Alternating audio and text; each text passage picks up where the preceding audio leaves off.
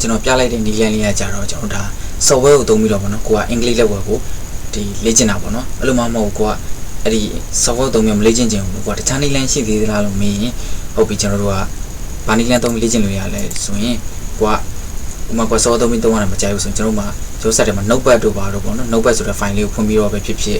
်ကျွန်တော်ဒီ Microsoft Word ဆိုတဲ့ file လေးကိုပေါ့နော် software လေးကိုဖွင့်ပြီးတော့ပဲဖြစ်လေ့ကျင့်လို့ရတယ်ကျွန်တော်အခုဘာလို့လုပ်ပြပေးမလဲဆိုရင်ဒီ notepad ဆိုတဲ့နော်ဒီ file လေးကိုဖွင့်ပြီးတော့ဟုတ်ပြီနော် notepad ဆိုတဲ့ program လေးကိုဖွင့်ပြီးတော့ဒီပေါ့လက်ကွက်လေးတွေကိုရိုက်တာနဲ့ပတ်သက်ပြီးတော့ကျွန်တော်ပြပြပေးသွားမယ်ဟုတ်ပြီနော်ခဲကိစ္စတော့မရှိပါဘူးဟို software ဖွင့်ချင်တယ်ဆိုရင် search bar ကိုနှိပ် notepad ကကြတော့ကျွန်တော်တို့ဒီကွန်ပျူတာတိုင်းမှာရှိပါတယ်ဒီ Microsoft Word ကကြတော့တချို့ set တွေကကြတော့ error တက်နေရဖြစ်ဖြစ်မသွင်းရရပဲဖြစ်ဖြစ်အဲ့လိုမျိုးအခက်အခဲလေးဖြစ်နေမှာဆိုလို့ကျွန်တော်အားလုံးဒန်တို့ညီများဖြစ်တော့အောင်လို့ကျွန်တော်Microsoft Word ထဲမှာဒီတိုင်ပင်ရိုက်တဲ့နည်းကိုမပြပေးနဲ့ကျွန်တော်ဒီ notepad ထဲမှာတိုင်ပင်ရိုက်တဲ့နည်းကိုပြပေးတော့မှာဖြစ်ပါတယ်ဟုတ်ပြီနော် search bar ကိုနှိပ်လိုက်နှိပ်ပြီးတော့ကျွန်တော်ဒီမှာ NOTEPAD notepad လေးရိုက်လိုက်အန်တာခေါက်လိုက်ဟုတ်ပြီနော်မြေခွဲကိုကျဲခြင်းနေဆိုရင်ခုနကကျွန်တော်ပြောခဲ့တဲ့၄တောင်တုံးလေးတွေ့လားအဲ့ဒါလေး maximize လို့ခေါ်တဲ့တစ်ချက်နှိပ်လိုက်ချုံကျင်နေဆိုရင်အဲ့ဒီ၄တောင်လုံးပြန်နှိပ်ကျုံပါမယ်ဟုတ်ပြီနော်နှိပ်ပြီးတော့အမှအခုကျွန်တော်ဒီမှာကျွန်တော်ရေးတဲ့အခုစာလေးကသေးနေတွေ့လားဘာလို့မျိုးသေးသေးလေးမလို့ချင်း font နည်းနည်းကြီးကျင်နေဆိုရင်ဒီမှာ format ဆိုတာဟာလေးရှိရတွေ့လားအဲ့ဒါတစ်ချက်နှိပ် font ကိုနှိပ်ပြီးတော့ကိုကဥပါရိုက်ချင်တာလေအင်္ဂလိပ်စာရိုက်ချင်တာနော်အင်္ဂလိပ်စာဆိုရင်ဒီမှာကိုကြိုက်တဲ့ font မျိုးစာဒီဘက်ချက်မှာရွေးလို့ရတယ်ဒီဘက်အတုံးလေးပေါ့နော်ဒီ vertical scope bar လေးမှာရှိတယ်အတုံးလေးပေါ့ကိုကစာလေးတင် left click ပြီးတော့ကိုကြိုက်တဲ့ font မျိုးစာလေးလိုက်ရှာပြီးရွေးလို့ရတယ်ကျွန်တော်ကကြတော့ Tiny Roman ရွေးလိုက်မယ် TIME time ဒီမှာတွေ့လာမသိဟုတ်ပြီ font ပုံတော့ဘယ်လိုထားခြင်းလဲဆိုရင်ကျွန်တော်ဒီမှာဒါ font style ပေါ့နော်ကိုကထူထူလေးထားခြင်းပို့ရွေးကျွန်တော်ထူထူလေးဖြစ်အောင်ပို့ရွေးလိုက်စောင်းခြင်း italic ကိုရွေးဟုတ်ပြီနော်ထူတဲ့စောင်းခြင်းနဲ့ဆိုရင်ပို့ italic ကိုရွေးဟုတ်ပြီအားလုံးမြင်အောင်ကျွန်တော်ထူထူလေးဖြစ်အောင်လို့ကျွန်တော်ပို့ရွေးလိုက်မယ်ပြီးတော့ font ရွေး sub လောက်ထားမယ်ဒီမှာဒီဘက်ချန်က site ကဒီ vertical scope bar လေးကို cursor လေးတင်ပြီးတော့ left click ပြီးအပေါ်ဆိုပြီးရွေးလိုက်ရတယ်လို့ size နေရာလေးကို left click တစ်ချက်ထားပြီးတော့ကိုဘယ်လောက်ရွေးစားထားချင်တာလဲ20ဆို20 30ဆို30ရွေးလို့ရတယ်ကျွန်တော်30လောက်ထားလိုက်မယ်နောက်ခေါက်ပြီးဒီမှာကျွန်တော်ကျဲဝင်နေလေးရေးပြပေးမယ်လက်ကိုတေချာလေးတင်မယ်ဘယ်လိုတင်မလဲဆိုတော့ဘက် keyboard ချမ်းမှာဘယ်လက်ရှိရမယ်ညာဘက် keyboard ချမ်းမှာညာဘက်လက်ရှိရမယ်ဟုတ်ပြီနော် A ပေါ်မှာလက်တန်းရှိရမယ် semicolon ပေါ်မှာလက်တကြွယ်ရှိရမယ်ဟုတ်ပြီနော်လက်ကသူ့ညာနဲ့သူရှိရမယ်နော် A ပေါ်မှာလက်တန်းလက်တကြွယ်လက်ကလေးလက်ညှို့ sorry ကျွန်တော်တို့ဒီ ASDF ပေါ်မှာဘယ်လိုရှိရမလဲဆိုတော့ဘယ်ဘက်ကနေစာရေးမယ်လက်တန်းလက်တကြွယ်လက်ကလေးလက်ညှို့ရှိရမယ်ညာဘက်ဒီ GKL semicolon ပေါ်မှာရှိရမလဲဆိုရင်ကျွန်တော်တို့လက်ညှို့လက်ကလေးလက်တကြွယ်လက်တန်းဟုတ်ပြီနော် space bar ပေါ်မှာကျွန်တော်လက်မနှစ်ဖက်ရှိမယ်ရှိပြမှာကျွန်တော်စပြီးရိုက်မယ်ပေါ့နော်လက်ကိုတခြားတင်တော့ညီအောင်တင်မယ်တခြားညီပြီးဆိုတာနဲ့ကျွန်တော်စရိုက်မယ် A ကိုရိုက်ချင်တယ်ဆိုရင်ကျွန်တော်တို့ဘယ်ဘက်လက်တန်းလေးကိုလှုပ်လိုက်မယ် A ကိုရိုက်မယ်ဟုတ်ပြီနော်ကျွန်တော်လက်ညှို့တစ်ချောင်းနဲ့တော့ရှောက်ပြီး A ဆို A ကိုရှောက်ရိုက်မယ်နေနဲ့နော်ကျွန်တော်တင်မိတဲ့အတိုင်းလက်ကိုတိတိကျကျလေးဒီ keyboard ကိုတိကျတင်မယ်တင်ပြီးရင်ကျွန်တော်တို့ S ကိုရိုက်ရမယ်ဆိုတော့ဘယ်ဘက်လက်တကြွယ် S ကိုရိုက်မယ်ဟုတ်ပြီနော် D ကိုနှိပ်ရမယ်ဆိုရင်ဘယ်ဘက်လက်ကလေး D ကိုနှိပ်မယ် F ကိုနှိပ်ရမယ်ဆိုတော့ဘယ်ဘက်လက်ညှို့ F ကိုနှိပ်မယ်ဟုတ်ပြီနော် G ကိုနှိပ်မယ်ဆိုရင်ကျွန်တော်တို့ဘယ်ဘက်လက်ညှို့လေးက G ကိုနှိပ်မယ်ဟိုကျွန်တော်ကဗင်မန်းခံပြီးတော့ကျွန်တော်ဒီမှာတစ်လုံးစီလိုက်ပြောပြနေရဆိုတာဒီဘယ်လိုချို့က software သုံးပြီးတော့လေ့ကျင့်ရတာအဆင်မပြေတဲ့သူတွေအတွက်နော်ကျွန်တော်ဒါဒီလိုမျိုးတစ်စင်ချင်းတွေတေချာလေးလုပ်ပြပေးတာနော်အဲဒါကြောင့်ကျွန်တော်ဗင်မန်းခံကြုံနေအောင်လို့ဒီတင်နန်းသားတွေကတေချာလေးလိုက်လုပ်ပြီးနော် H ကိုနှိပ်ချင်တယ်ဆိုရင် H ကဘယ်ဘက်အုပ်စုရောက်သွားလဲဆိုတော့ညာဘက်အုပ်စုကိုရောက်သွားတယ်ဟုတ်ပြီနော် keyboard မှာ left hand နဲ့ right hand ဆိုမျိုးရှိရညာဘက်အုပ်စုကိုရောက်သွားဆိုတော့ကျွန်တော်တို့ညာဘက်လက်ညှိုးလေးက H ကိုလာနှိပ်မယ်ဟုတ်ပြီနော်ကျွန်တော်အဲ့လိုမှမဟုတ်ဘူးကွာတွားပြီးတော့ဘယ်ဘက်လက်နဲ့နှိပ်လိုက်မယ်မရောက်လာမိရဆိုရင်ကိုက H ကိုနှိပ်လိုက်တယ်ကြိုက်လေးလက်နဲ့တော့နှိပ်လိုက်မရောက်လာမိရတော့ရသွားတယ်ဒါပေမဲ့ကိုကလက်တွေမှားနေဖြစ်တဲ့ကြောင့်ဘယ်ချိန်မှာဒုက္ခရောက်မလဲဆိုရင်ကိုကစာရီအများကြီးရေးတဲ့ခါမှာဆိုရင်ကိုကဘယ်လက်လားညာလက်လားအဲ့လိုရှုပ်ပြီးတော့ဒုက္ခရောက်သွားမှာဆိုလို့ကျွန်တော်ပြပြပေးတဲ့အတိုင်းပဲတိတိကျကျလေးဘယ်လက်နဲ့နှိပ်ရမှာဆိုရင်ဘယ်လက်နဲ့နှိပ်ညာလက်နဲ့နှိပ်ရမှာဆိုညာလက်နဲ့နှိပ်လက်ညှို့နဲ့လက်ညှို့ကီးကိုနှိပ်ရမှာဟာလက်ညှို့ကီးနဲ့ပဲနှိပ်ပြီးလက်တန်းကီးနှိပ်ရမှာဟာလက်တန်းကီးနဲ့ပဲနှိပ်ပြီးဟုတ်ပြီနော်လက်တွေမှားပြီးတော့မနှိပ်မိစေနဲ့နော်ဟုတ်ပြီမှားလို့ကိုဖြတ်ချင်တယ်ဆိုရင် password နှိပ်ပြီးပြင်ဖြတ်စကလုံးတွေကိုချားချင်တယ်ဆိုရင် space bar နှိပ်ပြီးချားတစ်ချက်ချားချင် space bar တစ်ချက်ပုတ်နှစ်ချက်ချားချင်နှစ်ချက်နှိပ်သုံးချက်ချားချင် space bar သုံးချက်နှိပ်ဟုတ်ပြီနော်အဲ့ဒါဆိုရင်ကျွန်တော်ဘယ်ဘက်အုပ်စုပြီးပြီဆိုတော့ကျွန်တော်ညာဘက်အုပ်စုသွားမယ် H ကိုလို့ချင်းညာဘက်လက်ညှို့ H ကိုနှိပ် J ကိုလို့ချင်းညာဘက်လက်ညှို့က J ကိုနှိပ်ဟုတ်ပြီနော် K ကိုလို့ချင်းတယ်ဆိုရင်ညာဘက်လက်ကလေးက K ကိုနှိပ်ပြီးရင်ညာဘက်လက်တကြွယ်ညာဘက်လက်တန်ဟုတ်ပြီနော် ASDF G H GKL semicolon ဟုတ်ပြီနော်အဲ့ဒါကြတော့ဒီမှာသူကဆက်ဆောင်တော့ကျွန်တော်တို့ကဘယ်အစလေးကျရမလဲဆိုတော့အဲ့ဒီကျွန်တော်ခုပြောပြရေးပြခဲ့တဲ့ ASDF GH GKL semicolon အဲ့ဒီကောင်လေးကိုအရင်လေ့ကျင့်လို့ကျွမ်းကျင်ပြီဆိုမှကိုက အပေါ်လိုင်းသွားနော်အခုကျွန်တော်အလေလိုင်းကိုအရင်ကျွမ်းကျင်အောင်လေ့ကျင့်ပြီးတော့မှအပေါ်ဘက်ကိုသွားအပေါ်ဘက်ကျွမ်းကျင်ပြီဆိုမှအောက်ဘက်ကိုသွားနော်လက်ကိုနှုတ်တိုင်းပြန်တင်မယ် ASDF JKS semicolon ပေါ်မှာလက်ကိုတေချာတင်မယ်ဒီမိအခုနပြောပြခဲ့တဲ့ဟာလေးကိုကျွန်တော်တို့က A3 ခေါက်လောက်ရိုက်မယ် A3 ခေါက်လောက်ရိုက်မယ်ဆိုရင်လက်တန်း3ချက်နဲ့နိုင် S3 ခေါက်ရိုက်မယ်ဆိုရင်လက်တစ်ချက်3ခေါက်လက်ကလေး3ခေါက်လက်ညှိုး3ခေါက်လက်ညှိုး3ခေါက်ပဲ speed ချမယ် speed 3ချက်ချလိုက်ရတယ်4ချက်ချလိုက်ရကြိုက်လောက်ချဟုတ်ပြီအားလုံးတင်ကြီးတင်ညာလေးဖြစ်တော့ကျွန်တော် speed 3ချက်ချမယ်မှားသွားလို့ပြမှာကျွန်တော်စကလုံးအမှားတစ်ခုရိုက်လိုက်မယ်မှားသွားရင်ဘာနဲ့ဖြတ်မယ်ညာဘက်လက်တန်းလေးရကျွန်တော်တို့ bus speed ကိုနှိပ်ပြီးဖြတ်မယ်ဟုတ်ပြီနော်တေချာလေးကျူးစားပြီးလုပ်ပြီးနော်ဟုတ်ပြီတချို့ကကျတော့လက်နည်းနည်းပေါ့နော်ဒီတချို့လက်ရှိတဲ့သူတွေကအဆင်ပြေအဲ့လိုမှမဟုတ်လက်နည်းနည်းပေါ့လက်နည်းနည်းတူတဲ့သူတွေလက်နည်းနည်းတီးတဲ့သူတွေကကျတော့ကြီးဝဲတဲ့ခါနည်းနည်းအခက်အခဲတော့ရှိလိမ့်မယ်ဟုတ်ပြီနော်အဲ့ဒါအခက်အခဲရှိတော့ကျွန်တော်နားလဲဒါပေမဲ့ကျူးစားပြီးတော့နှိပ်ပြီနော်လောက်ပါမြန်ကျွန်တော်ရလာလိမ့်မယ်ကျွန်တော်အခုကျွန်တော်ပြောတဲ့အချိန်မှာကိုကဆက်စားခုလေ့ကျင့်တဲ့အချိန်မှာတော့ရတယ် keyboard ကိုကြည့်ပြီးတော့ကျွန်တော်ရိုက်လို့ရတယ်ဒါပေမဲ့ဟိုနောက်ပိုင်းကနည်းနည်းကိုလေ့ကျင့်နေတဲ့ကြာဝဲဆို keyboard ခဏခဏမကြည့်နဲ့နော်ဘာကြောင့်လဲဆိုတော့ keyboard ခဏခဏကြည့်ပြီးရိုက်ပါများရင်ကိုကဒီပေါ့ဒီ screen ကြည့်ပြီးတော့မရိုက်တဲ့တော့ပဲဖြစ်သွားပြီးတော့ကိုကပြောမှဆိုရင်နောက်ပိုင်းကျပို့ခက်ခဲလာလိမ့်မယ်နော်ကိုကဆက်ဆက်လေ့ကျင့်တဲ့အချိန်မှာဆိုရင်ဟုတ်ပြီအခုအစတစ်လုံးနှလုံးဝကြတော့ရတယ်ကျွန်တော်တို့ဒီမှာ keyboard ကိုကြည့်ပြီးတော့ရိုက်လို့ရတယ်ဥပမာထားပါကျွန်တော်အခု H ကို9လုံးရိုက်ချင်တယ်ပေါ့နော် H ကို9လုံးရိုက်ပြီဆိုရင်အစ3လုံးလောက်ကိုကျွန်တော်တို့က keyboard ကြည့်ပြီးရိုက်တယ်ဆိုရင်နောက်ထပ်2လုံးလောက်ကိုကျွန်တော်တို့ဒီဖန်သားပြင်ပေါ့နော်ဒီ monitor screen ဒါမှမဟုတ် laptop screen ကြည့်ပြီးတော့ကိုကရိုက်ပြီနော်အဲ့လိုမှမဟုတ်ရင်ကိုကနောက်ပိုင်းကျရင်အောက်ပဲအကျင့်ပါပြီနော်အောက်ဘက်တွေပဲရိုက်ပြီး sorry အကျင့်ပါပဲနောက်ပိုင်းဒီ keyboard ကြီးပဲကြည့်ပြီးရိုက်နေမှာဆိုလို့ဟုတ်ပြီနော်ဒီဖိုင်ပြန်ဖြတ်မယ်ဆိုနှစ်ချက်နေပြန်ဖြတ်ဟုတ်ပြီနော်တစ်လုံးမှလည်းဖြတ်ခြင်း password တစ်ချက်နဲ့နှစ်လုံးမှလည်းဖြတ်ခြင်း password နှစ်ချက်နဲ့ဟုတ်ပြီနော် H 3လုံးဆိုတော့ H ကိုရေးမယ် G 3လုံးသွားမယ် G 3ချက်နဲ့ K ဆိုရင်ညာဘလက်ကလေး K ကိုနှိပ်မယ်အဲ့လိုဆိုရင်ညာဘလက်တစ်ကျွဲအဲ့လိုကိုနှိပ်မယ် semicolon ဆိုရင် semicolon 3ချက်ဟုတ်ပြီနော်ဟုတ်ပြီကျွန်တော်တို့အလဲ line ကိုကျွမ်းကျင်သွားပြီဆိုရင်ကျွန်တော်တို့ဘာလို့သွားမလဲဆိုတော့ဟုတ်ပြီဒီမှာတစ်ချက်ကျွန်တော်ပြပြပေးမယ်အခုကျွန်တော် outer line ကိုဆင်းကျင်နေဆိုရင် enter ခေါ်လိုက်ဒါ outer line ဆင်းတာဟုတ်ပြီနော် outer line ဆင်းကျင် enter ခေါ်ဟုတ်ပြီကျွန်တော်တို့ဘာလို့ထားနိုင်မလဲဆိုရင် G ကိုနှိပ်မယ်ဆိုရင်ကျွန်တော်တို့လက်ကိုအလဲ line မှာပါထား ASDF JK semicolon ပေါ်မှာပဲလက်ကိုတင်ပြီးသွားပြီဆိုရင်ကျွန်တော်တို့ဘယ်ဘက်လက်တန်းလေးက G ကိုနှိပ်ဟုတ်ပြီနော်ဘယ်ဘက်လက်တန်း G ကိုနှိပ်ကိုကမကျွမ်းကျင်သေးဘူးဆိုရင် keyboard ကိုတစ်ချက်ကြည့်လိုက်ပြီးကျွန်တော်တို့ G ကိုတစ်ချက်သွားနှိပ်ဟုတ်ပြီနော် G ကို3ချက်နှိပ်မယ် W လက်တိုင်းမယ်လက်ကိုကိုက G ကိုနှိပ်ပြီးသွားရင် G ပေါ်မှာလက်ကိုမတင်ခဲ့နဲ့နော်ကျွန်တော်ငကိုနေရာဖြစ်တယ်အလေလိုက်မှာဖြစ်တယ်ကျွန်တော်ဘယ်ဘက်လက်တန်းလေးက A ပေါ်ပြန်တင်ပြီအဲ့ဒါမမားစီနဲ့နော် W နှိပ်မယ်ဆိုရင် W ကိုကြိုက်တော့နှိပ်အားလုံးတင်းကြီးတင်းညာလေးဖြစ်အောင်3ချက်နှိပ်မယ်ဘယ်ဘက်လက်တဲ့sorry ဘယ်ဘက်လက်တဲ့ကျော်လေးက W ပေါ် W ကိုနှိပ်မယ်နှိပ်ပြီးရင်ကျွန်တော်လက်ကိုအောက်ကိုပြန်ချပြီးရင် E ကိုလိုချင်တယ်ဆိုရင် E ကို3ချက်နှိပ်မယ်ပြီးရင်လက်ကိုအောက်ပြန်ချအောက်လိုချင်တယ်ဆိုရင်ဘယ်ဘက်လက်ညိုကအောက်နှိပ်မယ် T ကိုလိုချင်တယ်ဆိုရင်ဘယ်ဘက်လက်ညိုက T ကိုသွားနှိပ်မယ်နှိပ်ပြီးရင်အောက်ပြန်ချouter line ဆင်းခြင်းအနာခေါက်ဟုတ်ပြီနော်ပြီးကျွန်တော်ဗာဆက်သွားမယ်ဆိုရင်ကျွန်တော်တို့ညာဘက်အစုဖြစ်တဲ့ Y ုံသွား Y ုံလိုချင်တယ်ဆိုရင်ညာဘက်လက်ညိုက Y ုံနှိပ်ပြီးရင်လက်ကိုသူ့ငကိုနေရာဖြစ်တဲ့ J ပေါ်ပြန်တင်ပြီးရင် U ကိုနှိပ်မယ်ဆိုရင်လက်ညိုညာဘက်လက်ညိုပဲနှိပ်ပြီးလက်ကိုသူ့နေရာသူပြန်တာသူ့နေရာသူဆိုတာကျတော့ကျွန်တော်အလေရိုးဖြစ်တဲ့ ASDF JKL semicolon ပေါ်မှာလက်ကိုပြန်တင်ခိုင်းတာနော်မှားမှာဆိုလို့ကျွန်တော်ထပ်ခါပြောရဲနော်ဘာလဲဆိုထပ်ခါကျွန်တော်အပြင်မှာကျွန်တော်တင်မှုတဲ့တင်တဲ့လည်းအတိုင်းပဲကျွန်တော်ထပ်ခါပြောရဲအဲ့လိုထပ်ခါပြောလဲထပ်ခါမှားတယ်အဲဒါကြောင့်နည်းနည်းကြိုးစားပြီးတော့တရားလေးလိုက်လို့ပြီနော်ဟုတ်ပြီအာယုံလိုချင်တယ်ဆိုရင်အာယုံ3ချက်နေမယ်လက်ကလေးလေးကအာယုံသွားနေမယ်လက်တစ်ချွေလေးက O သွားနေမယ်လက်တန်းက P ကိုသွားနေမယ်ဟုတ်ပြီနော်အဆင်ပြေကြလားမသိဘူးအောက်တလိုင်းဆင်ခြင်းအန်တာခောက်ဟုတ်ပြီနော်ပြီးရင်အပေါ်လိုင်းလည်းပြီးသွားပြီဆိုကျွန်တော်အောက်ဘက်တလိုင်းသွားမယ်အောက်ဘက်လိုင်းသွားခြင်းနဲ့ဆိုရင်ဇက်ကိုလိုချင်ဇက်ကိုနှိပ်မယ်ဘယ်ဘက်လက်တန်းဇက်ကိုနှိပ်မယ်ဟုတ်ပြီနော်ဇက်3ကောက်ရေးမယ်ဆိုရင်ဘယ်ဘက်လက်တန်းဇက်ကိုနှိပ်အောက်ဘက်လိုင်းလေးကနည်းနည်းလေးခတ်တယ်အဲကြောင့်ခဏခဏလေးချင်းပြီနော် X ကိုလိုချင်တယ်ဆိုရင်ဘယ်ဘက်လက်တစ်ချွေက X ကိုသွားနှိပ်မယ်ပြီးရင်လက်ကိုငကိုတိုင်းဖြစ်တဲ့ ASD JK semicolon ပြန်တင်မယ်ပြီးရင် C ကိုသွားနေ C ကိုလိုချင်လက်ကလေးလေးကပို့ပြီနော်ပြီးရင်ကျွန်တော်တို့ V ကိုလိုချင်တယ်ဆိုရင်ဘယ်ဘက်လက်ညိုလေးက V ကိုသွားနှိပ်ပြီပြီး B ကိုသွားနှိပ်မယ် B ကိုကြတော့လေဘယ်ဘက်လက်ညိုပဲ N ကိုလိုချင်တယ်ဆိုရင်ညာဘက်လက်ညိုက N ကိုနှိပ်မယ်ပြီးရင် M ကိုလိုချင်တယ်ဆိုရင်ညာဘက်လက်ညိုကပဲ M ကိုသွားနှိပ် N နဲ့ M ကညာဘက်လက်ညို V နဲ့ B ကဘယ်ဘက်လက်ညိုဟုတ်ပြီနော်ပြီးရင်ကျွန်တော်တို့ comma လိုချင်တယ်ဆိုရင်အဲ့လိုလေးနှိပ်ပြီဟုတ်ပြီနော်ညာဘက်လက်ကလေး comma ကိုနှိပ်နောက်ပြန်ကျွန်တော်တို့ full stop လိုချင်ညာဘက်လက်တည်းကျ full stop နှိပ် slash ကိုလိုချင်တယ်ဆိုရင်ကျွန်တော်ညာဘက်လက်တန်းလေးအောက်ကိုပို့ပြီး slash ကိုနှိပ်နေပြီးလက်ကိုနှုတ်တိုင်းပြန်ထား space ချခြင်းနဲ့ဆိုရင် space ကိုဘယ်နှချက်ချခြင်းတစ်ချက်ချခြင်းတစ်ချက်ကိုနှိပ်သုံးချက်ချခြင်းသုံးချက်နှိပ်ဟုတ်ပြီနော်ပြီးနောက်ကျွန်တော်ဗာဆက်ပြပေးမယ်ဆိုတော့ကျွန်တော်ဒီခေါက်နံပါတ်တွေသွားတာလေးကိုပြပေးမယ်နံပါတ်တွေနော်နံပါတ်စုသွားတာကိုပြပေးမယ်နံပါတ်တွေကိုကျွန်တော်လိုချင်တယ်ဆိုရင်နံပါတ်1ကိုလိုချင်တယ်ဆိုရင်ဘယ်ဘက်လက်တန်းလေးက အပေါ်ဘက်ဆန်းအောင်သွားလိုက်တစ်ကိုနှိပ်နှစ်ကိုလို့ချင်းဘယ်ဘက်လက်တကြွလေးရနှစ်ကိုနှိပ်မယ်3လို့ချင်းဘယ်ဘက်လက်ကလေးရ3နှိပ်နှိပ်ပြီးတော့ကျွန်တော်လက်ကိုဘယ်လက်မှာပြန်ထားမယ်ဆိုတော့အလဲလိုင်းဖြစ်တဲ့ ASDF JK semicolon မှာ JK semicolon ပုံမှာပြန်ထားမယ်ပြီးလက်ညှိုးပြီးလက်ညှိုးပဲ file လက်ညှိုးပဲ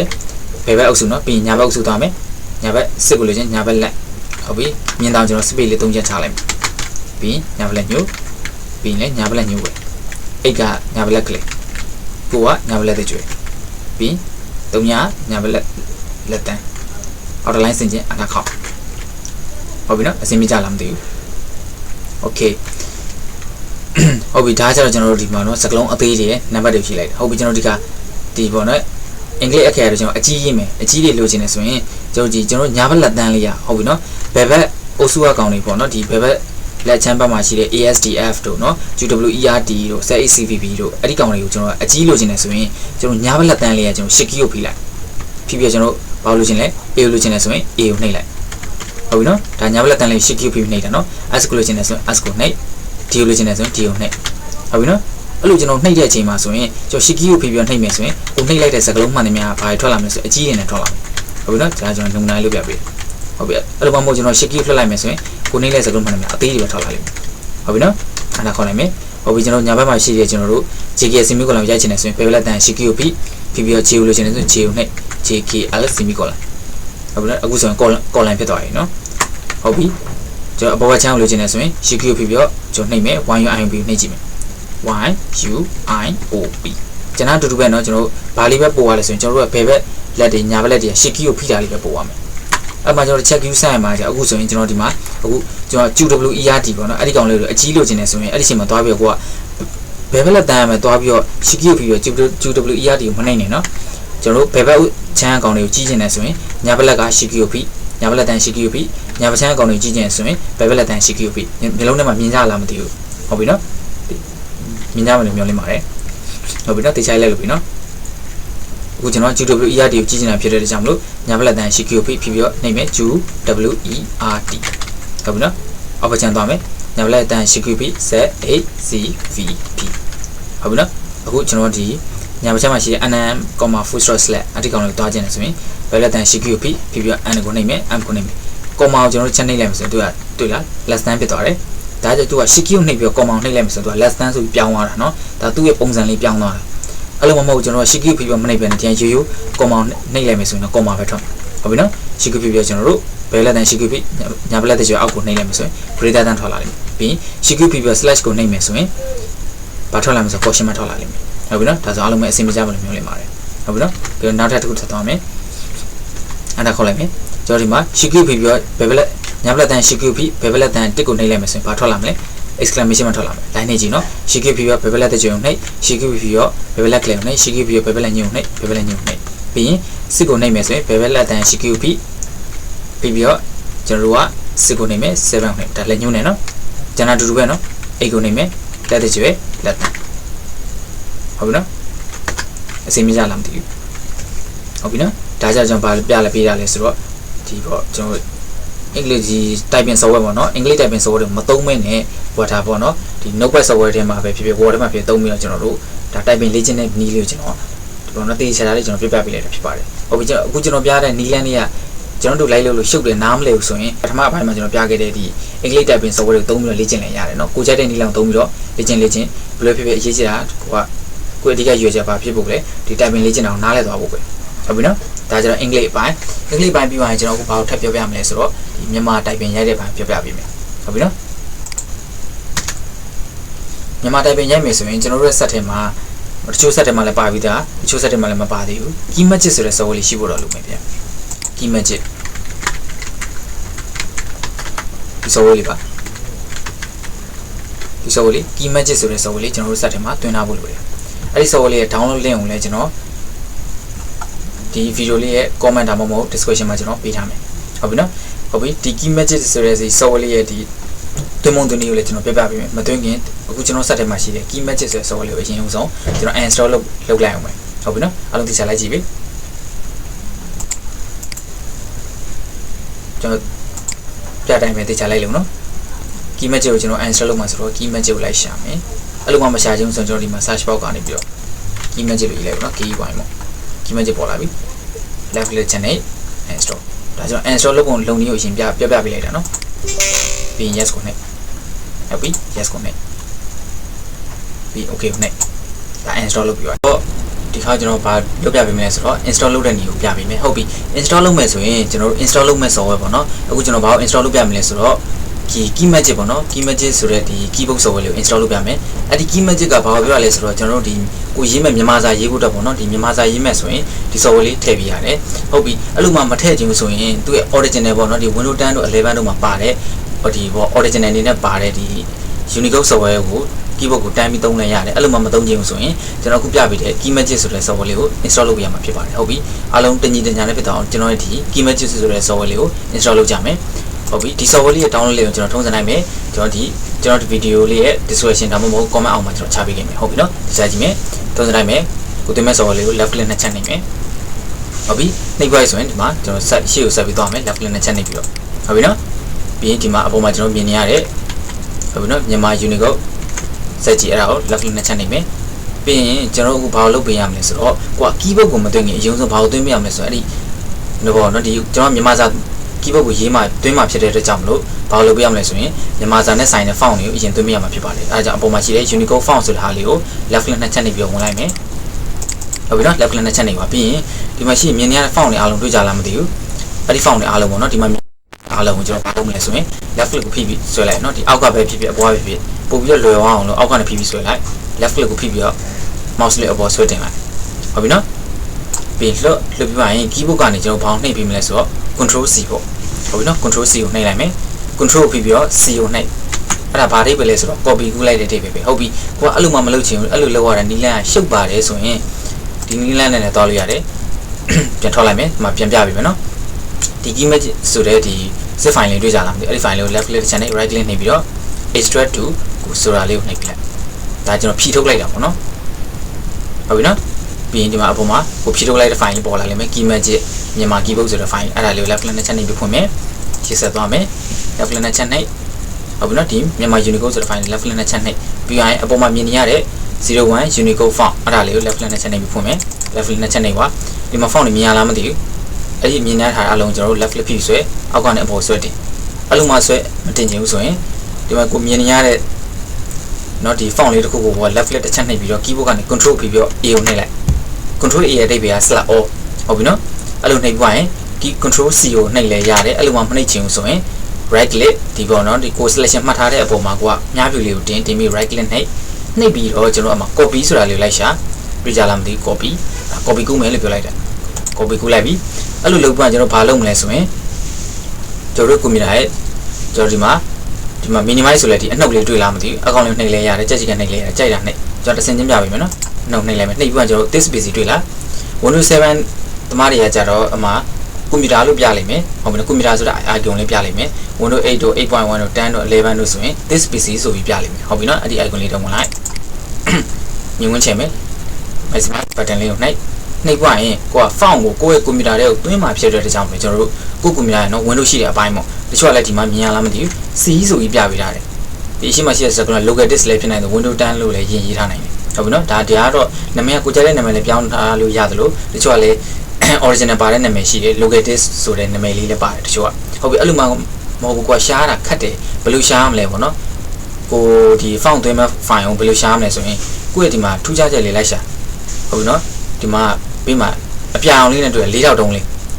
အဲ့ဒီကောင်လေးရှိတဲ့အပိုင်းတွေကိုကျွန်တော်သွားပြီးတော့ဘာလုပ်ပေးရမလဲဆိုရင်ကိုလိုချင်တဲ့ font ကိုသွားထည့်ပေးရမှာဖြစ်ပါတယ်ဟုတ်ပြီနော်အဲ့ဒီကိုကျွန်တော်တို့က left click နဲ့ချက်နေပြီးဖွင့်လိုက်ပြီးရင်အမှ Windows ဆိုတာဟာလေးတွေ့ကြလားမသိဘူး Windows ဆိုတာဟာလေးဟုတ်ပြီနော်ဒီ Windows ဆိုတဲ့ folder လေးအကောင့်လေးကို left click နဲ့ချက်နေပြီးဖွင့်မယ်ဖွင့်မှရင်ကျွန်တော်ဒီမှာ font ဆိုတာဟာလေးလိုက်ရှာမယ် font တွေ့လားမသိဘူး font left click နဲ့ချက်နေလိုက်မယ်ဟုတ်ပြီအမှကျွန်တော်ဒီမှာကိုကွန်ပျူတာထဲမှာအစိုးရရှိပြီးသား font တွေရှိတယ်ဒါကတော့ကျွန်တော်ဒီမြန်မာစာဒီ font တွေကသွင်းထားပြီးသားမလို့နော်အမှကျွန်တော်တို့က left click တစ်ချက်နှိပ်ဒီကြိုက်တဲ့ဒီအဖြောင်လေးပေါ့နော် left click တစ်ချက်နှိပ်ပွားရင်ခုနကျွန်တော်တို့ကူးလာတဲ့ copy ကူးလာတဲ့ file ကိုဒီမှာလာပြီးတော့ချမှာဖြစ်တဲ့တကြောင်မလို့ paste ဆိုတဲ့ဟာလေးပေါ့နော် right click ကိုနှိပ်ပြီးတော့ paste ကိုနှိပ်လဲရတယ်ဒီမှာ right click ကိုနှိပ်ပြီးတော့ paste ကိုနှိပ်လဲရတယ်ဟုတ်ပြီနော်အဲ့လိုမှမနှိပ်ချင်ဘူးဆိုရင်ကျွန်တော်တို့ control V ကိုနှိပ်လိုက်လဲရတယ်ကြိုက်တယ်နှိပ်နော် ဟုတ်ပြီနော် control V ကကြတော့ paste ဘာနဲ့တူတူပဲလဲဆိုရင် right click paste နဲ့တူတူပဲဟုတ်ပြီနော်ဒီမှာအားလုံးမြင်တာအောင်လို့ကျွန်တော် right click paste ပဲနှိပ်လိုက်မယ် right click paste ဟုတ်ပြီဒီလိုမျိုးပြလိုက်တဲ့အခါမှာဆိုရင်ဘာအောင်နှိပ်ပြရမလဲဆိုရင် do this for all current items ဆိုတဲ့ဟာလေးပေါ့အဲ့ဒီကောင်လေးမှာအမှန်ချစ်ထည့်ပြီး yes ကိုနှိပ်ဒါဘာကြောင့်ပြတာလဲဆိုတော့ကျွန်တော်ဒီကွန်ပျူတာထဲမှာဒီပေါ့အလားတူပေါ့နော်ပုံစံတူတဲ့ font ကရှိထားပြီးသားမလို့သူကဒီလိုပြတယ်မရှိသေးဘူးဆိုရင်တော့သူကဘာမှပြမှာမဟုတ်ဘူးဟုတ်ပြီနော် yes ကိုနှိပ်လိုက်မယ်ခဏလေးစောင့်မယ်ခဏလေးစောင့်မယ်နော်ဟုတ်ပြီဒါဆိုရင်တော့ font ကိုသွင်းပြီးသွားပြီ font ကိုသွင်းပြီးသွားပြီဆိုရင် just ကလေးနှိပ်ပွင့်ကျွန်တော်ဘာလုပ်မလဲဆိုရင်ဒီက keyboard ကိုသွားသွင်းမယ်ဟုတ်ပြီနော်ကို software file လေးရှိတဲ့နေရာကိုပြန်သွားဟုတ်ပြီနော်အနောက်ဒီလိုမျိုးအခြေအနေမှာအနောက်ကိုပြန်ခောက်မယ်ဆိုရင်ထုံးစံတိုင်းပဲကျွန်တော်တို့တစ်စင်ချင်းပြန်ခောက်ပြီးတော့ထွက်သွားလို့လည်းရတယ်ညပြလေးတော့ left click ချက်နဲ့နှိပ်ပြီးထွက်လည်းရတယ်အဲ့လိုမှမထွက်ချင်ဘူးဆိုရင်တန်းပြီးထွက်ချင်တယ်ဆိုရင်ကိုလိုချင်တဲ့ဟာဒီမှာခေါင်းစဉ်လေးပေါ့နော်ခေါင်းစဉ်လေးကိုကိုကတန်းပြီးထွက်လည်းရတယ်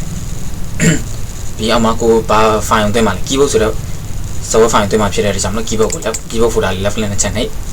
ဟုတ်ပြီကျွန်တော်ရမ်းလည်းအများနဲ့မှာခဲ့တယ်ကိုက software တွေပါသွင်းမယ်ဆိုရင်ဘာလို့လုပ်ပေးရမလဲအချက်2ချက်ရှိတယ်ကိုယ့်ရဲ့ကွန်ပျူတာမှာရှိတဲ့ဒီ internet ကိုပိတ်မယ်နောက်ပြီးရင်ဘာကိုပိတ်မလဲဆိုရင် antivirus software ပေါ့နော်ကိုကွန်ပျူတာပါတဲ့ antivirus software တွေကိုလိုက်ပိတ်မယ်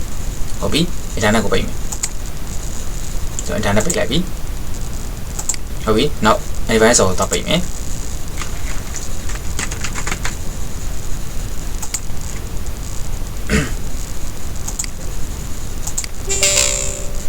ဟုတ်ပြီနော်အရင်သင်ခန်းစာတွေမှာကျွန်တော်ပြထားပြီးသားမလို့ကျွန်တော်ဒါအခုမရှင်းပြတော့ပါနော်ဟုတ်ပြီပြီးရင်အဲ့လိုလုပ်ပြရဆိုမှကျွန်တော်ဘာလုပ်မလဲဆိုရင်ဒီ key messages ဆိုတဲ့ဒီ software file ကိုဖွင့်မယ် left click right click ပြီးရင် run as administrator yes no မိလိုက် yes ကိုနှိပ်ဟုတ်ပြီဒီချိန်မှာဆိုရင်ပုံမှာ I accept ဆိုတာလေး left click ချက်နှိပ်ပြီးတော့ဒီမှာ next ဆိုတာလေးတွေ့လာမသိဘူးအော်လို့တစ်ချက်နှိပ်လိုက် left click နှိပ်ပြီးရင်ဒီလိုချိန်ဒီမှာဆိုရင်ဒါပါပြရလဲဆိုတော့ကိုယ့်ရဲ့ဒီ software file လေးကိုဘယ်နေရာမှာသိမ်းမှာလဲပေါ့